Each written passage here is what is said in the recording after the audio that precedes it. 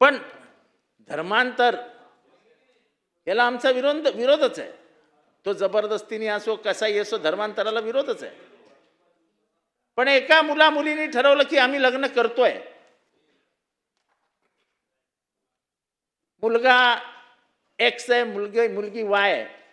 पण एक्स आणि वायनी अंडर राईट टू प्रायव्हसी त्यांना मिळालेलं जो वयाचं स्वातंत्र्य आहे, जे संविधानाने दिलेलं आहे, त्याचा अधिकाराचा वापर करत जर त्यांनी लग्न केलं तर त्यांना काय मारून झोडून आपण बाजूला करणार आहोत? डॉक्टर बाबासाहेब आंबेडकरांनी आणि बुद्धांनी काय 7 दिवसाची नोटीस द्यायची होती काय आम्हाला धर्मांतर करायचं आहे? प्रथा आणि परंपरेविरुद्ध उभे राहणारा महाराष्ट्र आहे.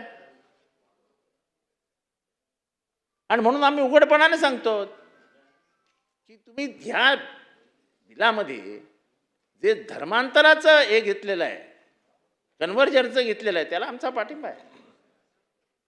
पण बिलाचं नाव काय? धर्म स्वातंत्र्य. अहो धर्म स्वातंत्र्य नाही, ह्याच्यावर नियंत्रण आणण्याचे तुमच्या हे आहेत.